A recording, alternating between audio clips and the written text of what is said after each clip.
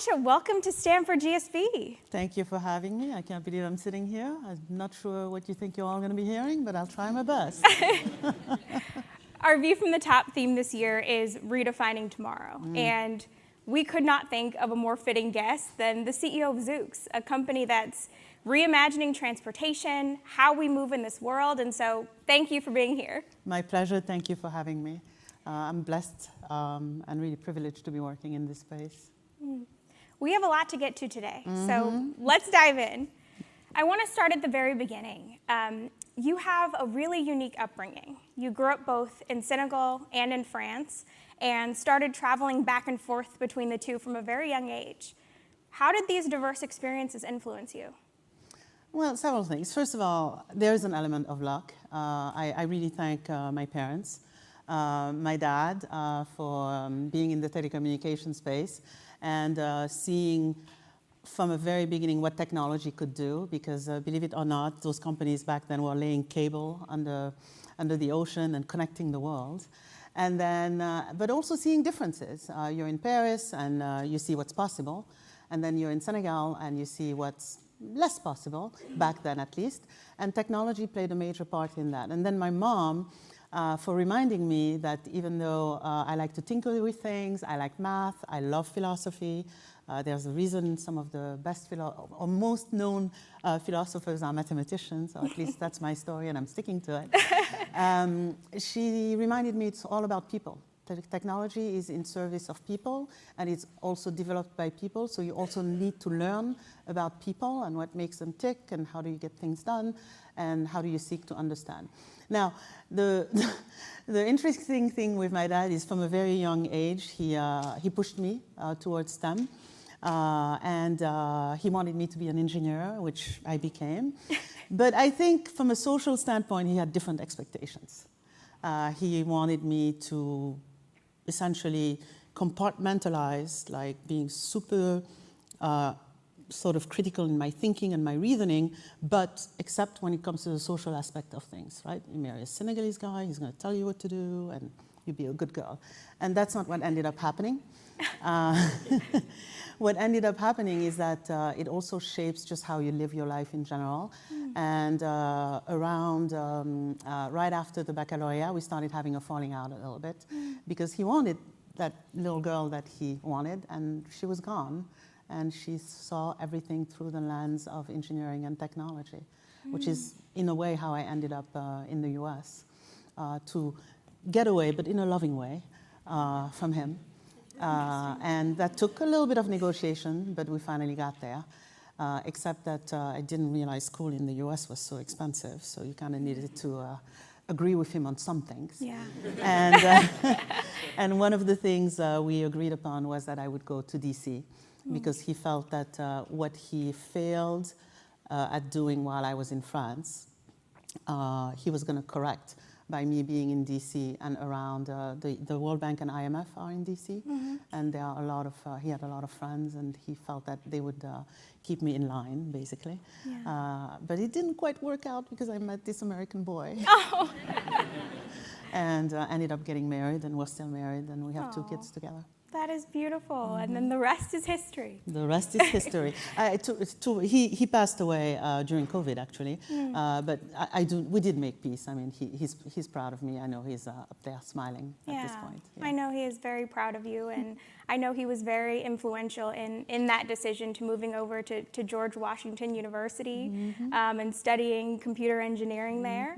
And after studying computer engineering, you then started your career as a full-time engineer, first in Austin, Texas, and then later taking several roles in the Bay Area, and then Intel. Would it be okay if we go there? Of course, let's go. So I know once you got to Intel, you very quickly rose the ranks of management up to Chief Strategy Officer. That's a lot. I want to learn, what did you learn about yourself and about leadership in that time? Couple things. First of all, the good jobs are already taken. Don't go after the good jobs. They're not available. And so look for, I entered Intel, and Intel was doing WiMAX.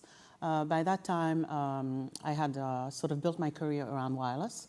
For us wireless technologists, the fact that you're all sitting here and there's an unimaginable number of bits that are moving around as we speak, and you're all getting your right data, your right call, your right messages.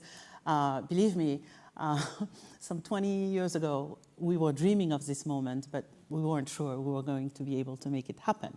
And so I had already tasted what I call transformation, what I call working on technology that directly affects hundreds of millions and billions of people.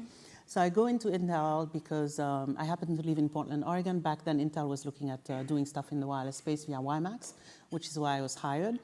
But when I went in, I was like, I don't think this is going to work. But it's hard, right? You enter a corporation, I mean, there are brilliant people around you, and you're like, it's not possible that something's not right here. Yeah. And so how I rose through management, and this is connecting to don't take the good jobs, was I started asking questions about what exactly are we doing and why are we doing it? Because I really have some concerns about this and whether it can work. And that basically led to me getting in front of Sean Maloney, Daddy Perlmutter, basically the top of Intel, saying, we hear you're asking questions. I'm like, yeah, I'm asking questions. Now, you also don't go in there and say, well, I think your technology is bad and you're confused. That doesn't work very well, right? And so I started saying, look, I think the technology can work, but from an ecosystem standpoint and relative to 3GPP, it's a really tough hill to climb. So let's park the technology and tell me what you're trying to do and why, because then we can maybe back up the boat and talk about, is there a different, more effective way to accomplish that goal? So asking a lot of questions, not shying away from what I call the problematic areas, knowing myself well. I am not a steady state person. If you have a great business that's running well and doing well, keep it as far away from me as you can. I'll mess with it. I like to tinker, I like to go on the edges, I like to transform, I like to understand why, I like to dream. And so that's basically what happened. Then I had to rely on my mom's advice, which is, if you're asking questions and you're making people uncomfortable, find a way to make them comfortable. And then Daddy was like, yeah, you talk a good game and you're making a lot of sense, but can you actually execute? I said, I think so. And he said, well, we have an issue with Wi-Fi. Would you consider, he and Raviv Melamed, would you consider taking on that team? Maybe, yes. Well, the team is in Israel, and I'm 4 months pregnant, right? And I'm like, Israel? And I will never forget, Raviv Melamed goes, yeah, we deliver babies in Israel. That's not a problem. What? And so I ended up moving to Israel, and that's where I really was in a totally different environment with a brand new team who was like, why are you here? Like, couldn't they find somebody else? And but I was like, well, I'm here because something's wrong. And I'm not doing Aliyah, so meaning like, I'm not going to live in Israel my whole life. And so tell me what's wrong, we fix it, and I'm out of your hair. And that's where really I had to learn to lead people, I had to learn success, I had to learn failure. And I'm naming both because how you handle both is very different. With success, it's very important to remember that you don't have a God-given right to it. It's important to remain humble. It's important to continue pushing yourself. And with failure, it's important to be like, okay, I didn't get here by mistake. So what exactly happened? Was it the wrong timing? Was it the wrong assumption? Did I make a mistake? Bottle the trigger so that next time you're in the same situation, you can recognize it and do something about it. But yeah, that was basically the journey. Yeah. It sounds like there was a lot of self-awareness that was involved as you thought about both your career progression and also managing and coaching others. Well, I just said you should be humble, so I should be humble too. It's a journey of discovery around self-awareness. It wasn't always easy, and I was super, super lucky. One of the things that Intel did was, it's very difficult for me to be several personalities. I mean, that's just a lot of energy. I just want to be the same person all the time, because otherwise it's hard to remember like the facial expression, what do I say to whom. I'm too lazy for that. And so Intel was like, well, you know, you have a lot of potential, you're doing well, we're even sending you out there, but you know, you need a little bit of polish. I'm like, lovely.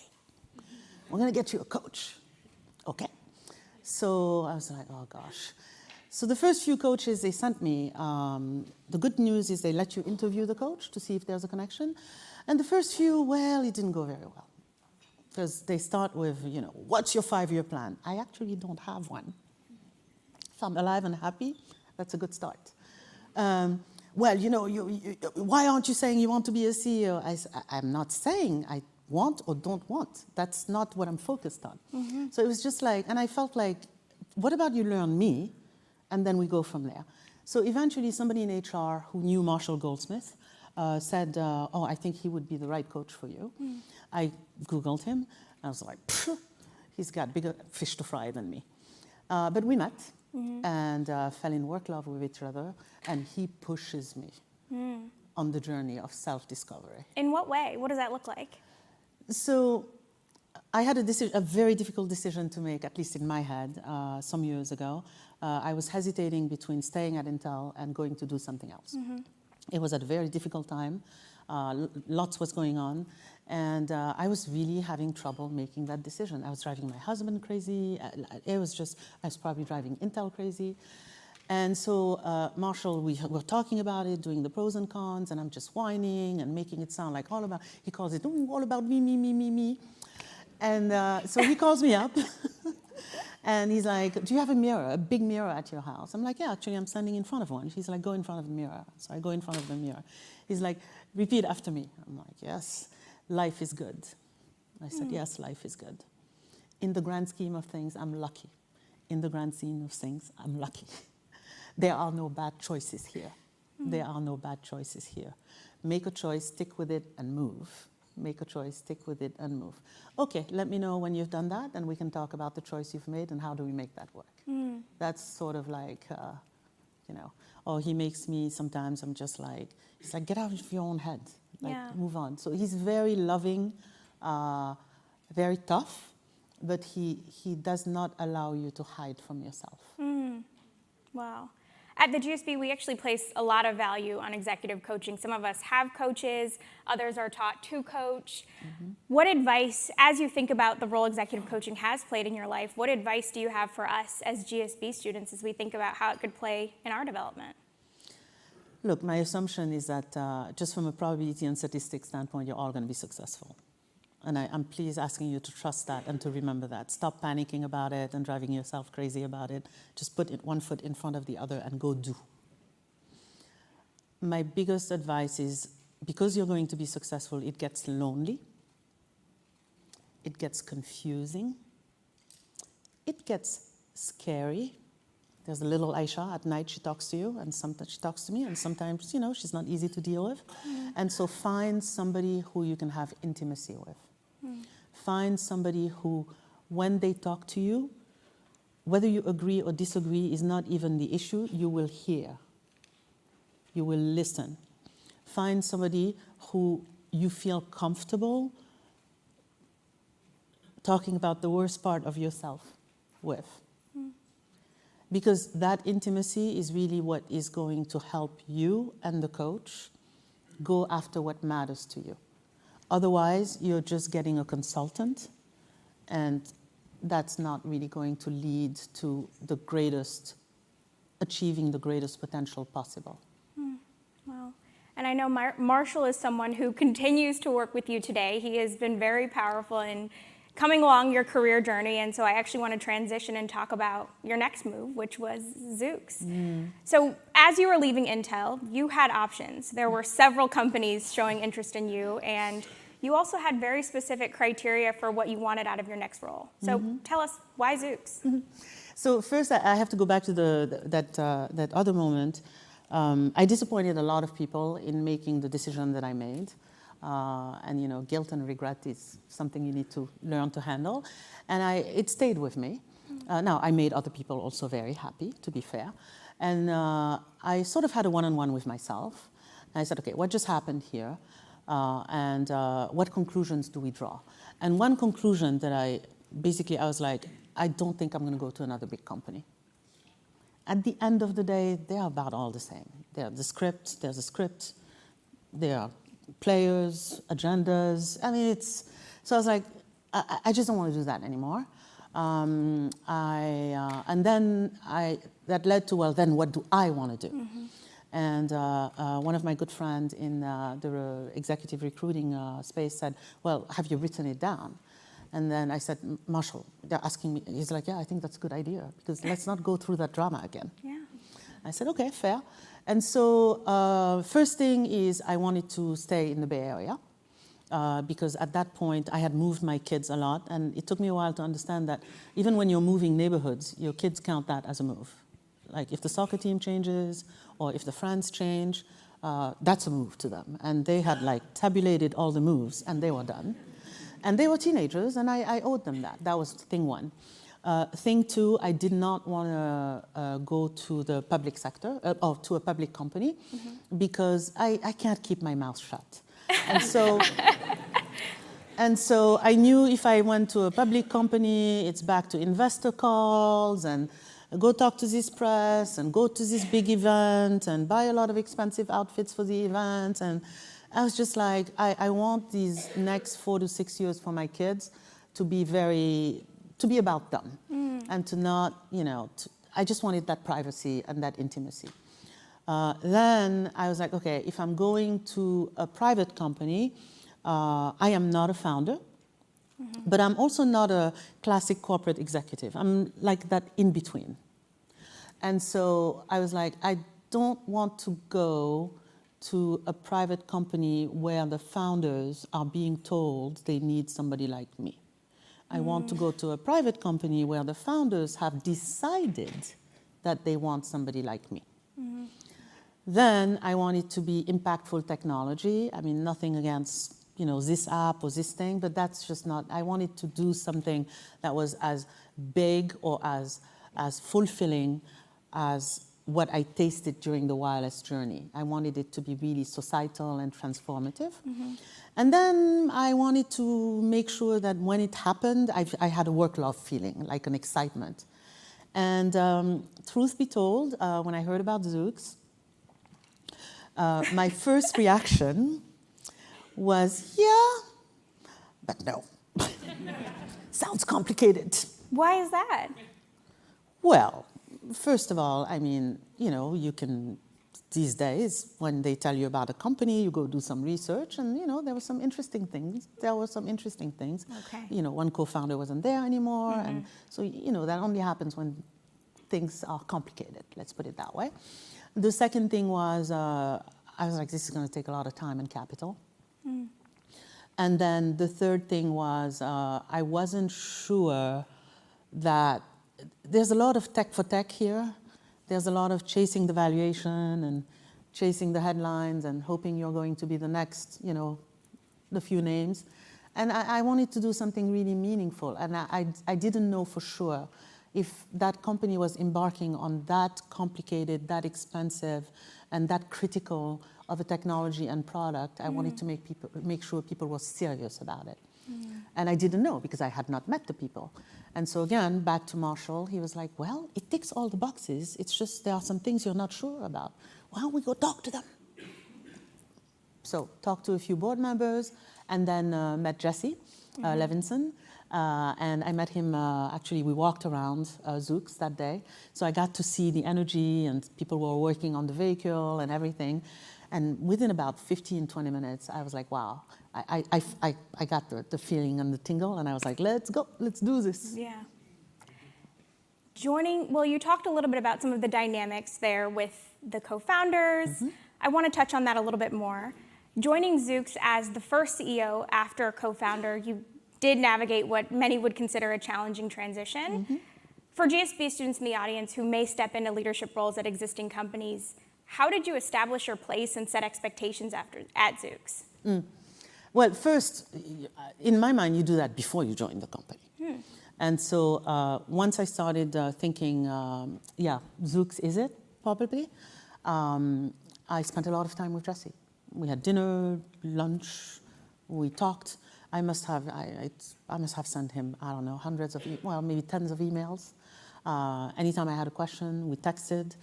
And I really wanted to understand what this person was made of, what their value system is, why they were in it, why they thought that I was a fit, but from in their own words. But I also wanted to understand what's important to them, and could I bring that to the table for them? And so we spent a lot of time, and I was like, outside of my husband and kids, this is the person I'm going to spend the most time with. Yeah. And so we talked about life, we talked about technology, we talked about the challenges ahead, and we talked about also, okay, we're dating right now, work dating, but what happens when we don't agree, and what happens when we annoy each other? And so we covered a lot of ground, and I don't know, it made a lot of sense. So my first piece of advice is only take the role if you're really interested in it. Startups are hard. The idea is rarely the problem. Execution is sometimes the problem. Determination, you just literally have to have irrational belief and be determined that it's going to work out.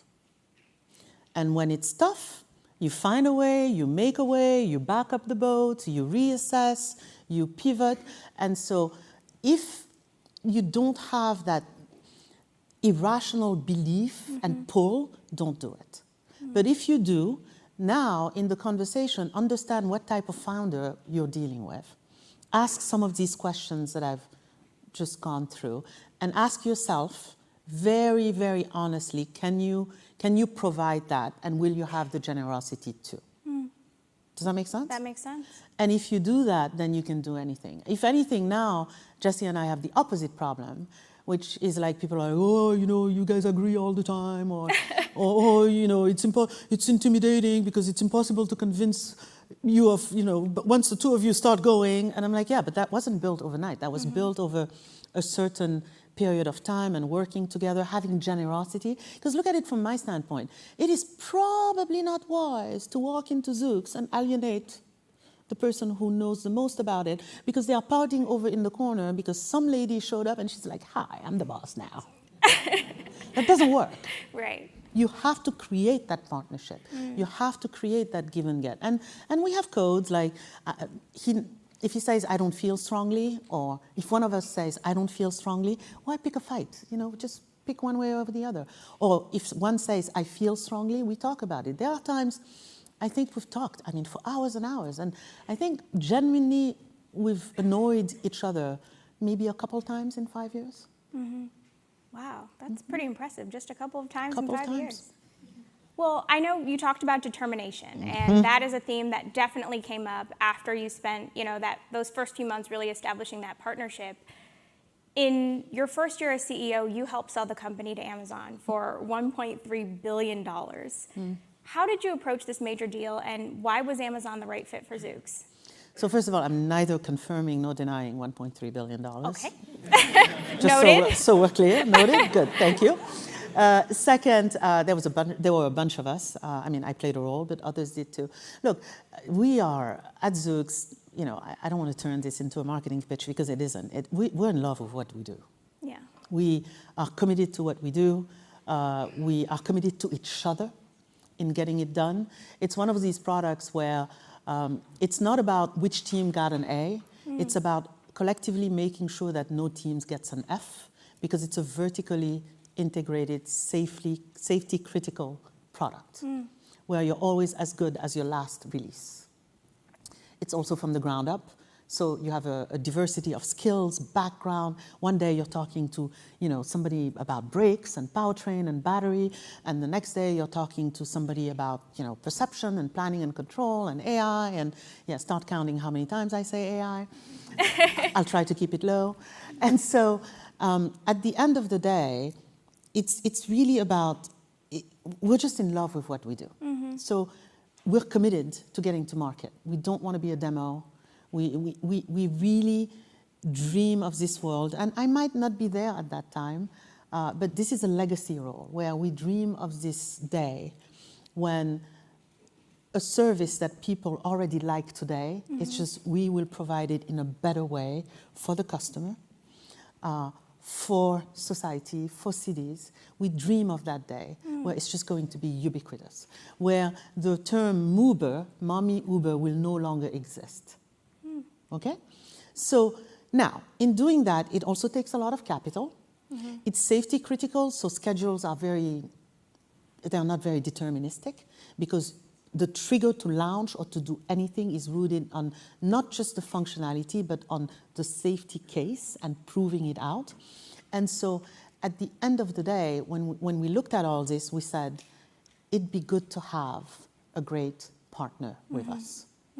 It'd be good to focus just on doing that, as opposed to always having this pressure of, you know, I call it like investors don't pay for plumbing. No, they don't pay for, like, you know, making sure you have the right processes, the right methodologies. They only pay for outputs. And if you're in a situation where you have to tin cup on a yearly basis big amounts of money, yet you're building something that really builds on each other, there can be a conflict. And we could see that some of our fellow travelers had, you know, great parents, and we were like, well, why not us? And then Amazon, it's a great company. It's patient, it's innovative. They obviously, from a growth standpoint, we're an interesting bet. I think that's what Andy called us publicly. And it's also obvious that once we're successful, the technology we're bringing to bear might be useful in other areas. And so it's been a great, great, great, great partnership. It's been 3 years now. I would give it an 8.5, 9 out of 10, which, you know, coming out of Aicha Evans' mouth, that's pretty good. That's pretty good. Yeah. Well, you know, I mean, there's always attacks, right? I mean, if anybody sells you that there's a perfect journey where everybody's perfect and the plan is perfect, please don't go there. Or go there and change it. One of the two. And so that's how we made the decision. And it was during the pandemic. And so there was a lot of clarity during the pandemic. Right. Yes. Okay. I want to level set a little bit for the audience. So Zoox at the time was about fewer than 1,000 people. Amazon in total has 1.5 million or so. Has the acquisition changed the culture at Zoox, and are there ways that you've had to adapt as a leader under the new partnership? No, what I respect and love about Amazon is that it's a very direct and consequential culture. And they're like, look, we are buying this because we like the technology and the approach. You guys are the experts, and so we're going to let you do your thing. Now, we're going to agree on, you know, governance. We're going to agree on sort of your 10-year plan and your execution and your markers. And but they don't really, they have lots of things to do. They don't really come in. They ask good questions. So no, it hasn't changed the culture at all. We had actually a little bit of a, I'm very big on culture. Again, safety critical. You have to have a great culture where anybody can say, hey, there's a problem here. And so one of the things we had to do was more internal to Zoox. Hey, hang on a second. We're keeping our mentality, our mindset, our focus. We're not like, oh, we just inherited some rich parents. We had to make sure that we made a collective pact with each other, that we were going to be very disciplined, continue as if we were private, and fight for rigor and for discipline. And so from that standpoint, there was a change, but it wasn't really a change. It was more like, let's continue the way we are. Then, as a leader, well, I had to dust off my Intel leadership skills, right? So, but that's okay. It's been great. Amazon is, again, very consequential, so I didn't have to do, I mean, I think it's good that I knew both worlds, because I'm a good bridge between both worlds. But in general, there wasn't anything major. I have to go to Seattle more. Okay. Okay. Yes. Yeah, but there's SFO. Well, I want to transition and talk a little bit from culture and the acquisition and talk a little bit more about the industry more broadly. So Zoox is still a relatively new company. Where does it fit in the autonomous vehicle landscape, and what makes it different? So, well, new, you know, we're 9 years old. Relatively. Relatively, I see. Okay, I'll take it then. We had a big year. For those who are not familiar, it's not a car. It's a big robot. It's really a computer on wheels. It looks a little bit like a little moving living room in terms of the carriage ceiling, in terms of sliding doors to get in. It's really optimized around riders. And so building that, testing it, and then getting it on public roads was a big deal for us this year. That was one of our big goals. If you move around or come visit us, you see it moving around. Yeah. Some days it's early morning, I'm getting to work and I'm thinking about, okay, the day, what do I need to think about and whatever. So I'm not really thinking about the vehicle or the robot or the robotaxi. And I look up and see it whiz by me and I'm like, oh, she's so cute. It is very cute. Oh, by design. Yeah. Because we want you to feel an attraction as a customer. We want you to be transported by this vehicle. We want you to think, do I drive? No, I'm going to take a Zoox. Yeah. And so relative to the industry, there are a few of us.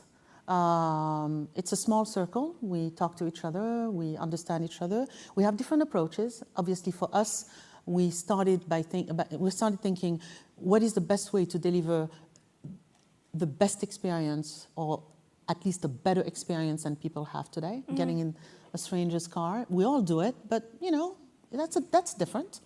And we designed the vehicle and its experience relative to that. Then we said, okay, AI is going to do the driving via sensors and compute. What is needed? How do you architect it? And we said it needs to be safe on all vectors, in how it drives, in terms of the passenger, in terms of the safety ratings, in terms of the crash performance, in terms of all these elements. So we're vertically integrated and optimized. A lot of people think, oh my gosh, they're doing the app and they're doing the service and they are doing the vehicle or the robot and they are doing the AI stack. It's not we're doing everything. We are at the intersection of everything that matters. And we take that and apply it to that. Now, we have fellow travelers again, and some are doing very well.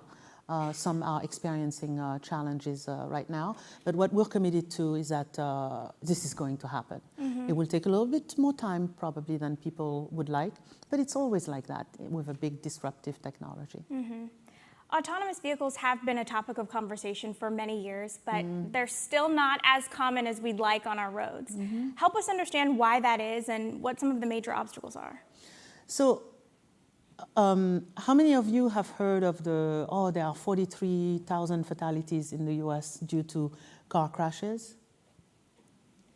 Yeah, so I would say a good 75%.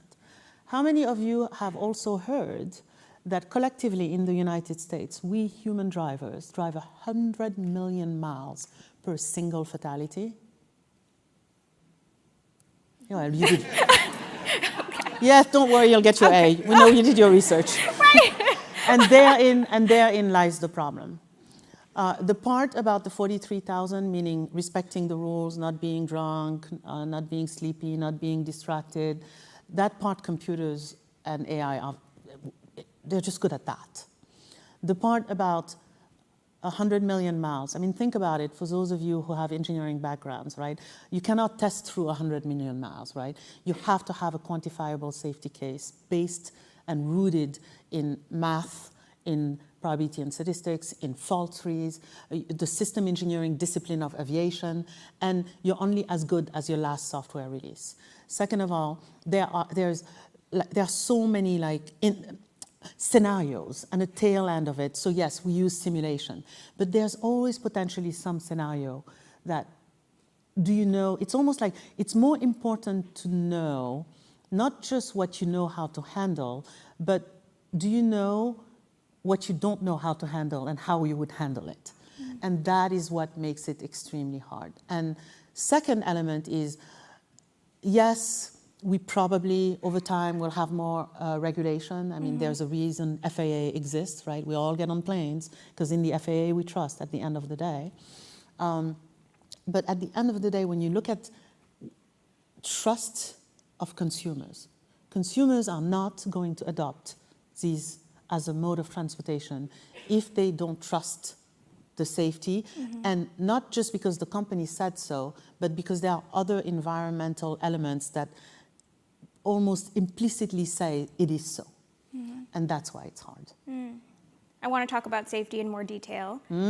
As you know, Cruise, one of Zoox's competitors, has recently faced significant safety issues, which has led to the suspension of their operations and a recall on their vehicles. In light of these industry challenges, how is Zoox really working to ensure the safety and reliability of its own autonomous vehicles? So, I mean, I hope you'll respect that I won't comment on Cruise. I wish them the best. It's a very small circle. We all know each other or somebody who knows each other. And as they've publicly stated, I am sure they are internally in there figuring things out and preparing to reset, and we wish them the absolute best. Most of the time I call them, again, fellow travelers. As far as safety at Zoox, it's foundational, and it's in everything we do. A lot of people, we had actually maybe about a year ago, a company come in and they were sort of looking at our safety, and they asked me, how come you don't have a single owner of, single, what do they call it, like neck to choke or whatever the expression, throat to choke or whatever, for safety? I'm like, I don't want that. I don't want safety to be in the hands of a single person at Zoox. I want safety to be in the hands of all of us. I want people to have a multitude of channels, whatever's available to them, whatever's most comfortable to them, so that they can report or discuss or ask questions about safety. Second, at Zoox, we will not put a robot on the road unless our very rigorous, strictly quantified and quantifiable safety case gives us the metric via road driving, via simulation, via analysis, via fault-free, both, by the way, what I call direct simulation, but also scenario-based and adversarial simulation. And so we're very rigorous around that. And we have 5 different executives that have to sign off before Jesse and I even sign off. And any single one of those say no-go, we don't go. Then there's what I call the sort of more subtle stuff. If you tell people safety is really important, report everything, and the first time somebody reports something that's going to delay a milestone, you're like, rah, rah, rah. You think people will report?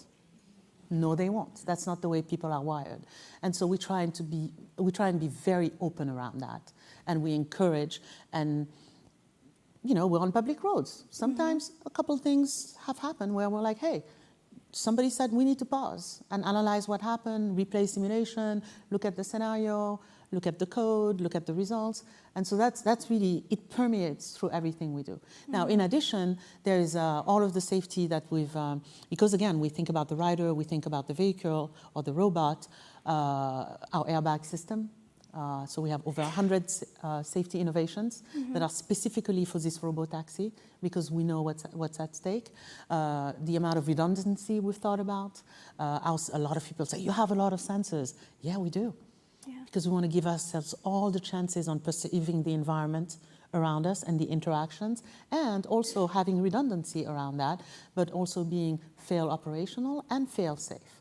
And so hopefully I'm giving you a glimpse. It's really at the foundation of everything we do. Yeah, I can tell. And I told you earlier this week, I actually had the opportunity to sit in a robotaxi, and I felt quite safe, if I may say so myself. Felt like a little cocoon. Yes, just snug. Right on. Yeah. Well, I want to transition and talk a little bit about the future. One of the big concerns with the autonomous vehicle industry is job security. So as you know, nearly 5 million people drive for Uber, Lyft, DoorDash, some other delivery service, nonetheless Amazon drivers.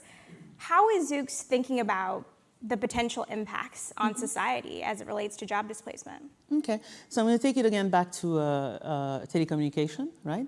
I hope some of you know that it wasn't that long ago that to make a phone call there needed to be a human that plugged in some things, and then another human received something, and then finally, click, you could talk, right? And then lots of generations of that. So here we are today. There's no human in all of your communication, correct? Okay, good. Now, I think there will be a transition. Okay. I'm not going to shy away from that. But when you study history, every time there's been a big disruption like this, there's a period of transition. But on the other side of that transition is also a new ecosystem where new jobs are created and where societies move up. We expect that to happen here too. This robot, believe it or not, does not know how to charge itself, does not know how to clean itself, does not know how to do a lot of things that it will need humans to help basically accomplish those things. There will also be an ecosystem. You can imagine, like when you look, we take a lot of things for granted relative to the automobile ecosystem today. Gas stations, lots of different things. All that will also happen. Okay. So I want to be honest, there will be a transition. But in the end, we think that there will be benefit and new jobs will be created. And the thing with autonomous vehicles and the industry at large is the transitions actually is much slower than everybody anticipated. And so our hope and our wish is that that transition also is proportional and goes at the same time and then flips at some point. Okay, great. Well, I have so many more questions for you, but I want to save time for our audience to ask questions as well. Before I do, I have one final question from me, which is something we're asking all of our speakers in line with our theme. Aicha, as the CEO of Zoox, if there's one change that you could make to redefine tomorrow, what would it be?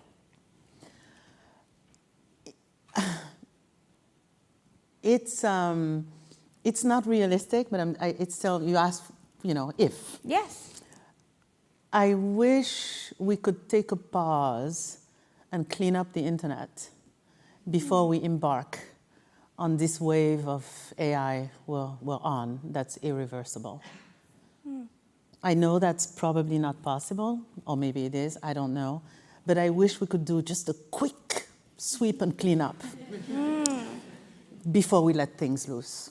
Interesting. What are some of your concerns? Because I don't want to get in trouble, I will use a different transition. When we went from sort of the physical analog world to the digital world, right?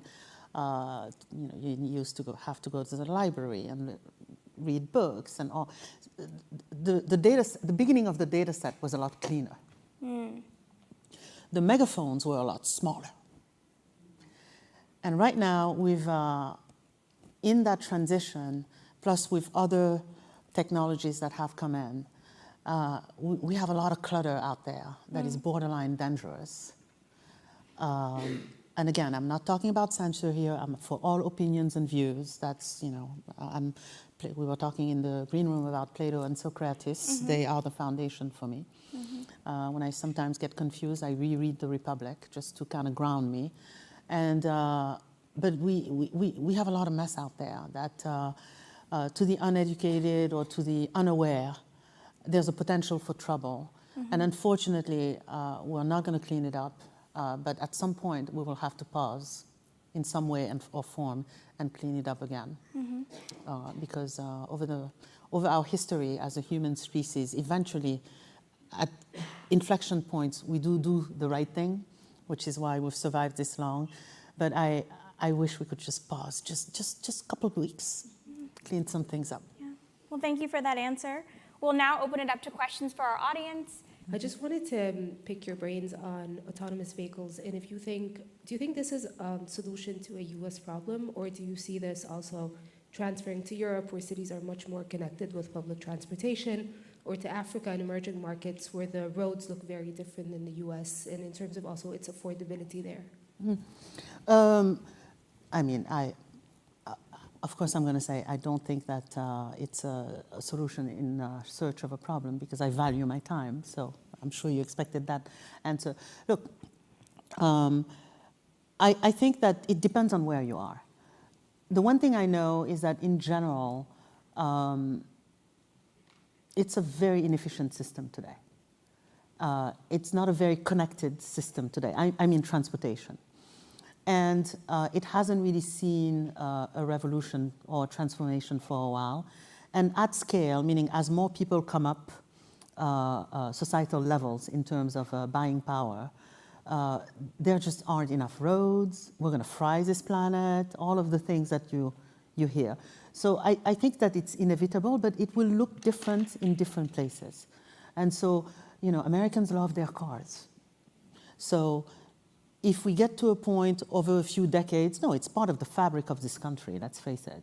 So if we get to a certain point over the next few decades where we go from 2.x cars to 1.x car, that's good. More good things will happen from that. Whereas countries like, for example, like China. China's already very organized. A lot of people don't realize, for example, in Beijing, you have rings. And your driver's license doesn't allow you necessarily to go through all rings. So you can see that there's already thinking around how do you tier transportation. In Africa, well, there's opportunity for actually greenfields, for autonomous only lanes. So I think that it will look different in different places, but in all cases, it will connect with the current transportation system and be one of the modalities. It's just here it'll be more like free form, whereas in some countries it'll be greenfield, whereas in some countries it'll be mandated. Hi, Aicha, thank you. My name is Rob. First, that shirt is amazing. I just have to say that. It's very incredible. Thank you. Yes, I'm a first year in the School of Business and Education, and you mentioned that with the wave of digitization and automation, that there will be new jobs created, but I'm curious your thoughts on job dislocation as that transition is happening, and what role does Zoox or any other companies play in forwarding drivers who lose their jobs and reskilling into more different opportunities in that regard? Yeah, so thank you, and thank you for that compliment. I much appreciate it. I don't look like this every day. Normally it's a hoodie and jeans and boots. Look, we're already creating a lot of jobs. I mean, Zoox, we have all kinds of jobs. I mean, like I said, one day you're talking to the AI like guru, the other day you're talking to, okay, what's happening with the brake systems and what have you. We also do a lot of testing, L3, we call it level 3 testing, but basically we're driving in autonomy, but there's a safety driver behind the wheel. We through some agencies, we bring that in a lot. We have dreams of, we have also all of the support system. Now that we're starting to head towards commercialization, we have to have depots, we have to have teleguidance systems, and so we consider it our responsibility. Those are not jobs that necessarily exist today, per se, as a clear profile, but we have training, we have sort of our own internal certification. So we are already doing that. I don't want to take too much credit because we need to be able to do this at scale, but that movement is already happening. So my name is Puti. I am a dual degree electrical engineering and MBA student here at Stanford, final year. Let's go. So my question is, there have been a couple of failures within the autonomous vehicle space, right? And like billions and billion dollars kind of lost. So what is it that Zoox is doing so well compared to some of the other ones? And I guess what do you think are some of the things they didn't do so well that you're kind of course correcting for? You're not going to get me to comment on others. That's just not what I do, because I don't like it when people comment on us, so I don't comment on others. What I can tell you Zoox is very focused on is, it's actually a thing at Zoox. We use a lot of sort of analogies and common language. And I promise you that if you meet somebody from Zoox and you ask them what is tiny, small, medium, large, scale, rinse and repeat, they will tell you, oh yeah, that's something we use, because we really try and be slow, careful, measured. We think this is a long game. By now, you've heard all my spiel around history and philosophy, and sometimes now I'm going to go on my soapbox. Sometimes I have to remind myself that, okay, we're special, but we're not so special, okay? This world, I mean, folks have been doing incredible things for society, humanity, advancement, for a while. If you could wake up somebody who passed away 2,000 years ago and drop them in the middle here right now, they wouldn't even, I mean, they'd be like, we probably would have to take them to a psychiatric hospital, because they'd be like, whoa. So I trust humanity. I am optimistic. Big things though, aviation took a while, lots of billions of dollars. Even the current passenger automobile took a while. I mean, go look at some of the articles about New York and the infrastructure of New York and the horses and the carriage and the jobs and the stables.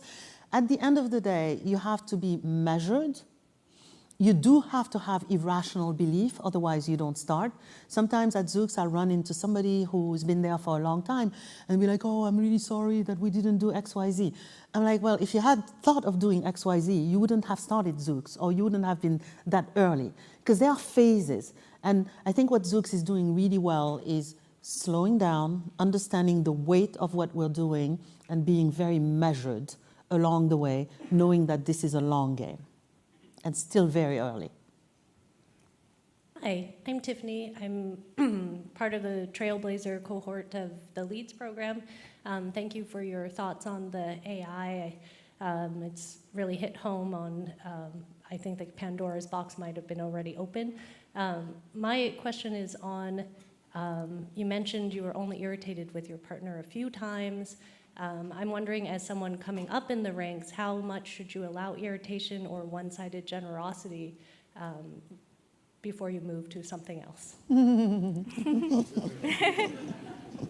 She's so elegant in the way she asks her question. She is.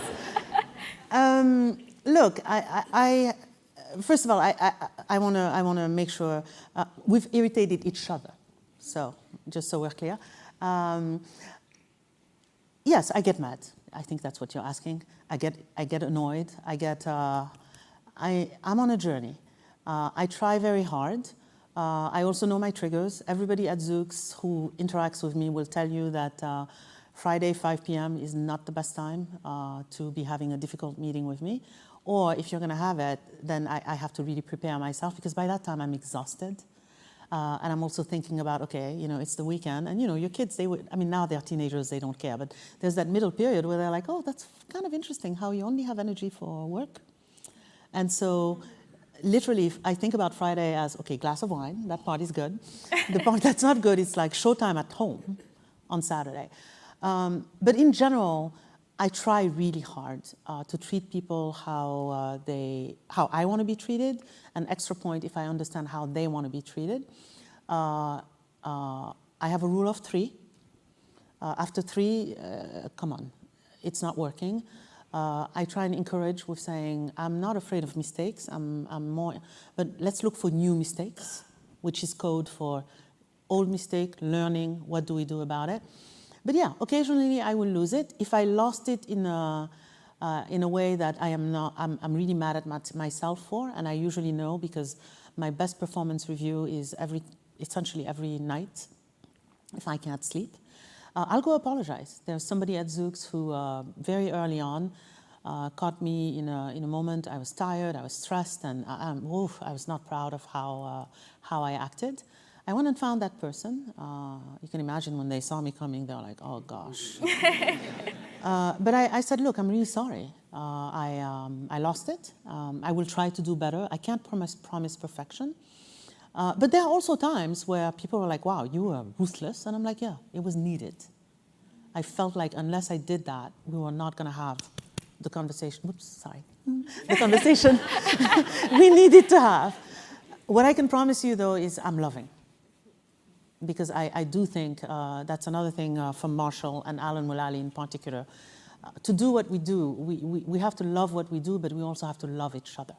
So it's a loving environment, and the same way, if you could talk to my kids, they would tell you some things that I'm not proud of. I'm not going to sit here and tell you that I'm perfect. I go on a journey of discovery and a journey of continuous improvement.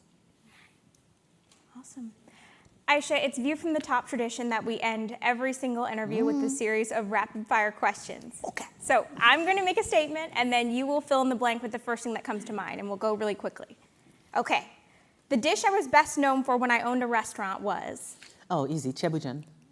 My #1 role model in the field of science and innovation is? Mary Curie.